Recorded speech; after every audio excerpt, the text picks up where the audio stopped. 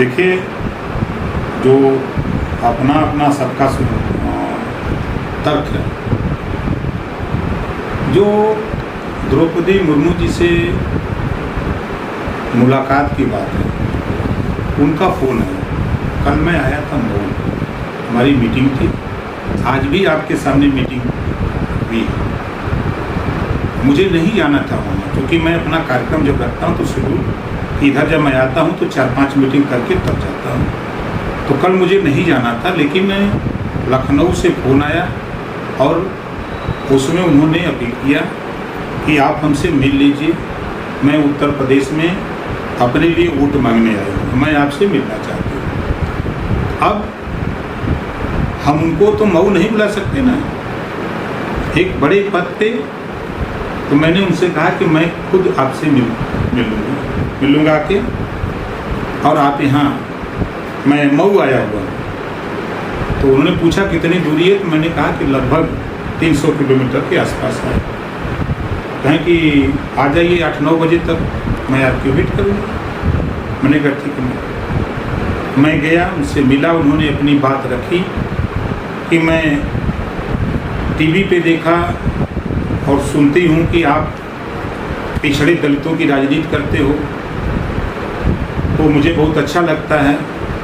मैं दलित की बेटी हूँ और दलित में सबसे निचली पायदान पे जो जाति है वहाँ से मैं आती हूँ।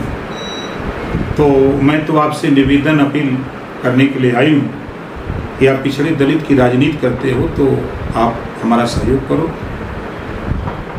तो मैंने उनसे कहा कि मैं अपने दल का राष्ट्रीय अध्यक्ष जरूर हूँ। मेरे 6 विधायक हैं, 6 विधायक से बैठक करूँगा। पार्टी फोरम पे जो हमारी कोर कमेटी है, हमारी पार्टी के और नेता हैं, उनसे बातचीत करके हम आपको 2-3 दिन 4 दिन में हम आपको मैसेज देंगे। संभावना है क्या?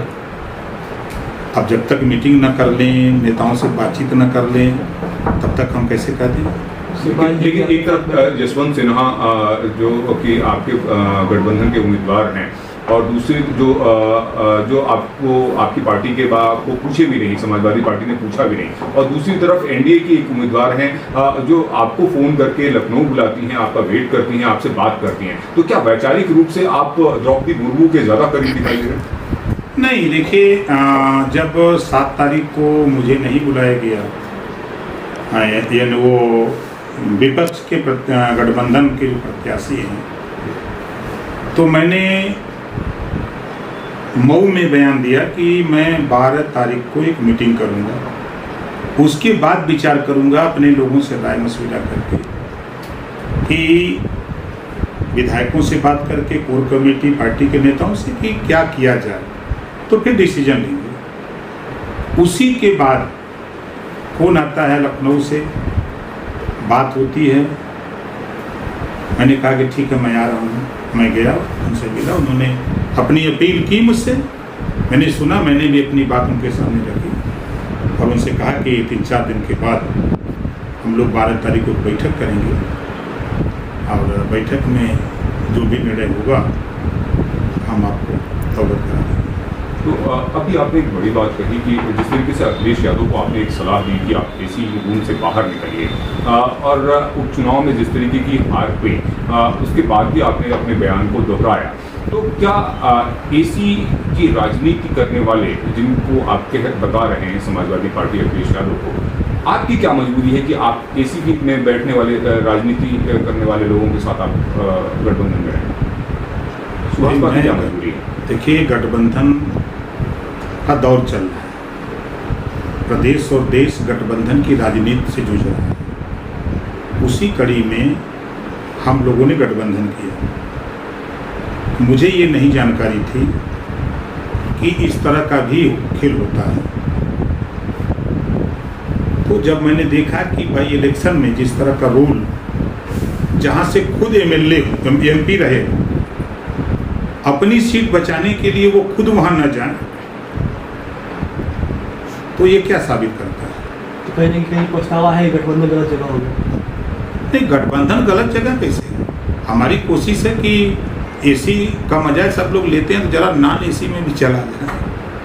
नॉन एसी का भी मज़ा लिया जाए। 12 दिन हम 45, 46, 47 डिग्री टेम्परेचर में 13, 14 मीटिंग करते थे।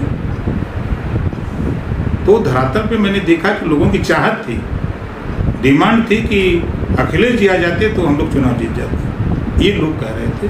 तो उसी पर मैंने कहा था कि एसी से राजनीति नहीं होती, एसी से बाहर निकलना चाहिए। तो क्या आपको लगता है कि ये गठबंधन चल पाएगा? खूब चलेगा, कहाँ।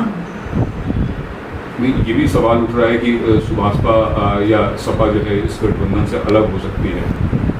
फिर सुभाषपा कटिबद्ध है गठबंधन धर्म निभाने के लिए। हम समाजवादी पार्टी के साथ हैं और रहेंगे। अखिलेश जी गठबंधन तोड़ें, वो कहें कि नहीं हम नहीं करेंगे, हम आपको अपने साथ नहीं रखेंगे, तो फिर देखा जाएगा, नया गठबंधन बनाया जाएगा। किसके साथ? अरे तमाम पार्टी हैं, शिवपाल जी घूम ही रहे हैं और नई पार्टी बनने वाली है। आप देख ही रहे हैं कि मायावती जी की पार्टी है, ये है, वहाँ भी जोर लगाएंगे। तो बसपा के साथ आप कह रहे हैं कि बसपा भी एसी वाली पार्टी थी, एक पे आ गई थी, लेकिन अब उसको अकल आ रहा है। अच्छा, भाजपा से बार बार ऑफर आते रहते हैं, तो क्या विचार करेंगे उसमें? ऑफर तो देश सभा से आ रहा है, कांग्रेसों से ऑफर आता है।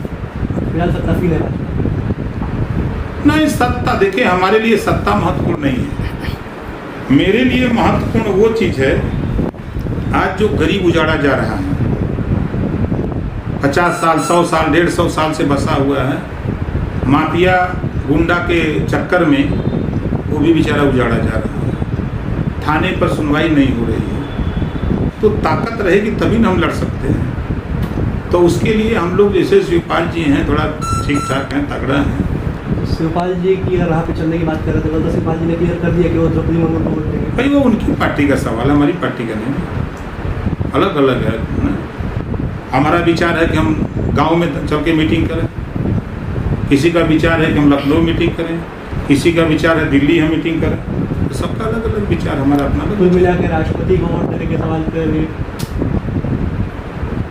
अभी उस पर विचार होगा, तय होगा कि हम लोग किधर जाएं।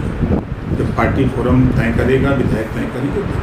आपको प्रेस कॉन्फ्रेंस क्यों न बुलाना और कहना कि हमें किसी की ओपिनियन की जरूरत नहीं है, तो आप तो गठबंधन धर्म निभा रहे हैं, लेकिन इस तरह का अखिलेश जी कहना क्या गठबंधन धर्म है?